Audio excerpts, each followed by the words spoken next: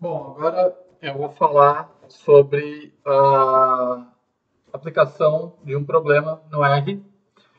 Basicamente, aqui a gente está analisando um banco de dados para o mesmo tipo de coisa que a gente falou da regressão binária. E o que a gente está tentando estimar aqui é se a depressão que aconteceu em 2009 nos Estados Unidos afetou, bom, afetou não, né? Como ela afetou os empregos para cada faixa de pessoas, né? Aqui a gente tem o modo de implementar os três modelos, o linear, convencional que a gente já conhece, o probabilístico e o logístico. Basicamente o que a gente vai fazer? Aquela coisa que a gente já aprendeu nos slides. Vou calcular o z a partir dessa função e vou depois utilizar o pnorm com o valor do z que eu obtive para modelo probabilístico e o modelo logístico eu vou usar o plogis. Então, basicamente, aqui a gente está falando o seguinte, né? Estados Unidos tinha uma taxa de desemprego, 5%, 2009 subiu para 9%, depois para 10% em outubro de 2009. E aí, a gente está querendo ver qual que é a pergunta que a gente está fazendo. Teve diferença entre quem estava empregado e quem não estava empregado para probabilidade de se perder o emprego? Então, a gente está tentando obter a probabilidade de perder o emprego. Essa é o que a gente está vendo. Se quiser olhar detalhes dos dados, né? A gente tem aqui a regressão mostrando como é que aconteceu de um para o outro. Tem mais detalhes aqui de observação. Modelo linear, o modelo não linear, que a gente tem ali, e todas as análises de cada uma delas aqui, que vai ser igual os dos exercícios. Eu não vou olhar isso, eu vou olhar aqui o cálculo. Então, basicamente, começou limpando variáveis, carregando as libraries que a gente vai utilizar, importando o banco de dados, que é essa daí de desemprego 2008-2009, e aí aqui mostrando um pouco do banco de dados, né, como que ele é, quais variáveis a gente tem lá dentro para trabalhar. E o que a gente está estimando é a variável dependente, né, é a nossa probabilidade de conseguir manter o emprego para variáveis independentes, que aí a gente vai escolher outras. Então aqui está se estava empregado ou desempregado. Então, empregado 1 e desempregado 1. O que a gente já sabe a partir disso aqui? Que se eu incluir as duas variáveis, eu tenho o problema de multicolinearidade, já que uma é a complementar da outra. Então, vamos trabalhar com uma delas só. Aqui as outras variáveis gerais que a gente vai utilizar. Então, a gente tem idade, gênero, estado civil, raça, ganho mensal, ganho semanal, educação, e aí aqui a educação está dividida em várias, e o que está omitido em educação, se a gente adicionar todas vai ter o problema, né? É o nível mais alto de educação. A gente vai ver isso em detalhe. Então, a primeira pergunta é: qual é a fração dos trabalhadores que estavam em 2009 empregados? Então, aqui a gente só está fazendo um cálculo bem simples. E usa para computar 95% de intervalo de confiança a probabilidade do empregado estar empregado em 2009, condicionado a estar empregado em 2008. Basicamente, o que a gente está fazendo aqui pegando a dimensão dessa matriz, com o primeiro vetor aqui, na primeira coluna, né? E estou descobrindo quantas observações eu tenho lá. Então, esse é o meu sample size, né? Armazenei isso no N, e aí eu estou fazendo aqui a soma da variável empregado, como a gente está, então, basicamente está usando essa variável aqui, empregado. Se eu somar a variável empregado, se ela é 1, automaticamente, se eu tenho o total das observações e eu tenho o total dos empregados, e ele é 1, né? Eu dividi uma pela outra, eu vou ter a porcentagem das pessoas empregadas, que dá 87% das pessoas estavam empregadas nesse período. Aí aqui eu vou fazer, eu estou querendo calcular o 95%, né? Então o que eu vou fazer? Eu vou pegar a mesma variável e vou calcular o desvio padrão. A partir do desvio padrão, vou dividir pela raiz quadrada do n para obter o meu standard deviation, que é esse valor que eu tenho aqui de 0,04. E aí, o que eu preciso fazer para obter o meu intervalo de confiança? Ou melhor, para eu obter meu teste T, eu poderia testar o teste T direto com isso aqui, com a função de teste T, ou dividir esse resultado por esse resultado, ver o valor crítico e comparar, né? Mas o que a gente está fazendo é intervalo de confiança, então o que eu vou fazer é pegar a variável que está recebendo o valor que está aqui, né? Que já é a nossa, já é a soma dividida, já é a nossa porcentagem aqui, né? E vou subtrair o valor crítico de 1,96 para 95% de intervalo de confiança, vezes o meu desvio padrão que eu já obtive aqui, no desvio standard error, né, que a gente tem aqui. Mesma coisa para somar, né? E aí eu vou ter que a probabilidade de uma pessoa estar empregada com 95% de confiança está entre 88 e 86 e 88%. Está aqui definido. E aí aqui ele pediu para fazer uma regressão da pessoa estar empregada em relação à idade e a idade ao quadrado. E usar aqui, como a gente já viu, é uma regressão linear, apesar da variável estar ao quadrado, o coeficiente da variável vai estar como linear. E aí o que ele faz aqui é o modelo. Então, empregado, o modelo está colocando aqui duas variáveis, a idade e a idade ao quadrado.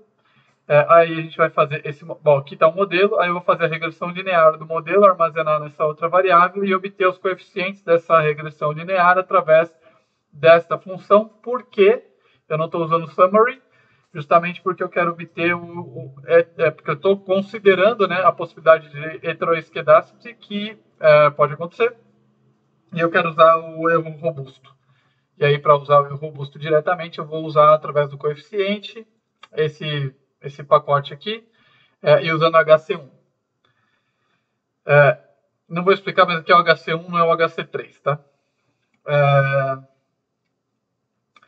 Outra coisa que ele está perguntando aqui é se, baseado nessa regressão, nessa análise, o coeficiente ele da probabilidade junto, né, da idade, ele é válido com 1%. Ele está colocando aqui com 1%, inclusive, né, que ele fez a análise. Bom, está aqui. Se eu rodar, eu vou ver aqui o coeficiente, o valor T está aqui. A gente já viu que tem 3 estrelas, então é 1% já está acima de 1%, na verdade, né? Tranquilo, o coeficiente é bom, validado. E aqui eu estou testando se idade igual a zero ou idade ao quadrado igual a zero, ela é relevante. Basicamente, ele está testando se a variável combinada da idade e a idade ao quadrado, ela é diferente de zero. Lembrando que ser diferente de zero implica que a variável nula, que significa que que a idade não é relevante para se calcular o nível de desemprego, ela vai falar que, se for igual a zero, vai falar que de fato não é relevante, ou se ela for maior, vai mostrar que sim, de fato ela é relevante, e para calcular a relevância a gente vai usar o teste F, porque a gente está falando de uma probabilidade, um joint probability aqui de duas variáveis. E aí, de novo, para calcular, nesse caso da função linear, eu uso essa função, colocar só white aqui, o que deve ficar bem triste para o outro autor que ajudou no desenvolvimento disso daqui, como a gente sabe. E a gente vê que o F também é estatisticamente significante, e então a gente tem que esse coeficiente, eles não são, né, pelo menos um deles não é zero. E a gente já sabia que isso era bem provável que ia ser assim, né, pelo resultado anterior. Então, com base nisso, agora a gente vai computar a possibilidade de uma pessoa de 20 anos, de 40 anos e de 60 anos. Para fazer isso, a gente vai obter o beta 0, beta 1 e beta 2. Beta 0 é a nossa intercept, né, onde cruza o y. Beta 1 é o nosso coeficiente de idade, e beta 2 é o coeficiente de idade ao quadrado. Então, o que a gente está fazendo aqui a gente está basicamente pegando a regressão, usando a função para buscar o coeficiente da posição 1, 2 e 3, que equivale a beta 1, beta 2, beta 3. Pegando o beta, aí criando a função, né? Beta 0 vezes nada, porque não tem, né? Vezes beta 1 vezes a idade que a gente está colocando, vezes beta 2 vezes a idade ao quadrado que a gente está colocando para a pessoa de 20 anos, e armazenando nesta variável aqui. Então a gente construiu os betas aqui e está definindo as idades aqui. tentar usar o predict direto nessa função aqui não funciona. Nem adianta. E a gente obteve que para uma pessoa de 20 anos, 74%, de 40 anos, 92%, e de 60 anos, 83%. O que a gente está falando aqui? Probabilidade de estar empregado. Então, a gente está falando da probabilidade de estar empregado, permanecer no emprego, mostra que a pessoa de 40 anos tem a maior probabilidade de permanecer no emprego do que as outras. E a de 20 é que tem menos probabilidade. Isso é meio de se esperar, né? Se a gente pensar que a pessoa de 20 anos provavelmente menos preparada e essas funções seriam mais fáceis de ser realocado para outras pessoas, né? Então mais fácil demitir esse pessoal, que você vai conseguir contratar de novo mais fácil.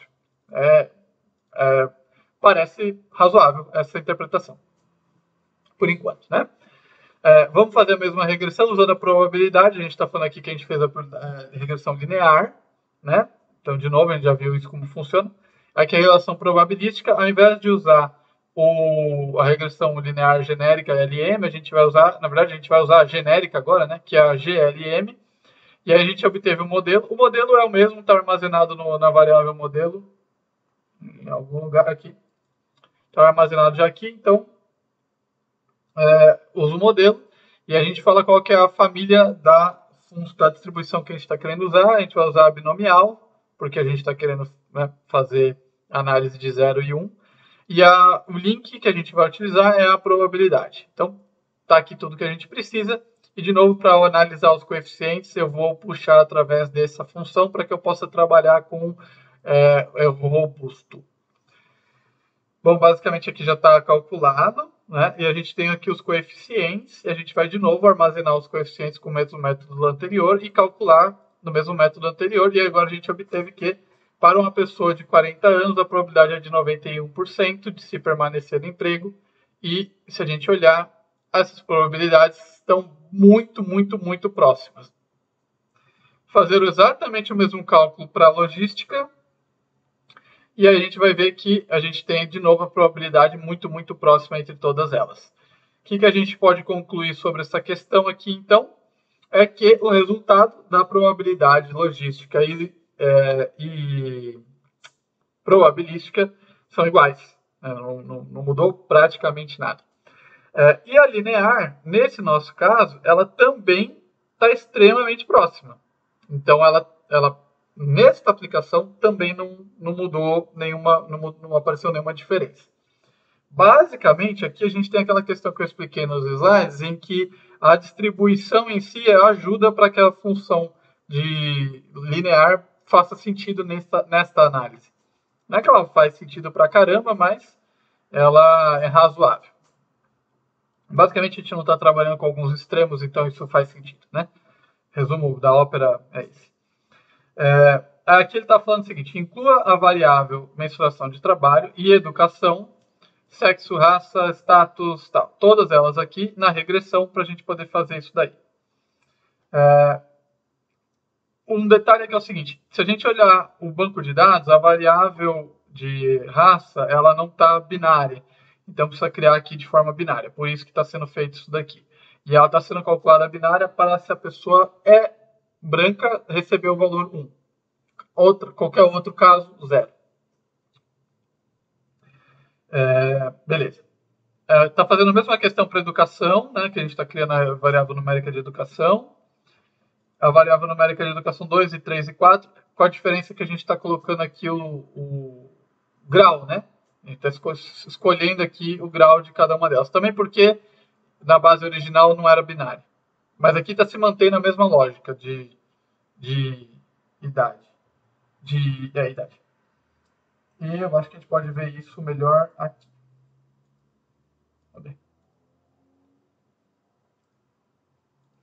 Aqui. Então tá aqui, ó, né? Como funcionava, né? Educação aqui e raça aqui. A gente tinha um terceiro. Por isso que teve que fazer. Então, quem só arrumou as variáveis?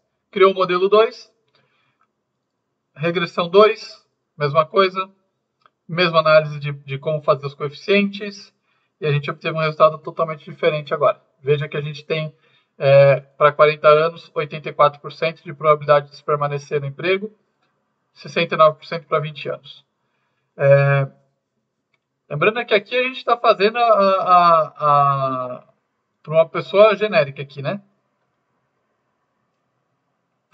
De novo, rodando para probabilidade, a gente obteve valores semelhantes, logística, valores semelhantes, conclusão dos resultados está nessa tabela aqui. Então, para as primeiras regressões que a gente fez, estão aqui coluna 1, 2 e 3, coluna 4, 5 e 6, com as demais variáveis. A gente percebe o que logo de cara? Que os coeficientes não mudaram significativamente, estão praticamente iguais, né, nesses aqui, para a idade. E nosso beta zero também praticamente igual. O que mostra que a nossa função tem algum nível de relativamente ok, né? F estatístico da função da regressão como um todo tá bom. O R quadrado é uma porcaria, né? Não está conseguindo explicar nada. Mas a gente já sabia, né? Porque a gente também não está tentando criar causalidade aqui, né? A gente está tentando entender a relação. Então isso não é um grande problema. Apesar de ser super baixo, não é um grande problema. Por conta da pergunta que a gente está fazendo, né? Obviamente. E do que a gente está tentando obter.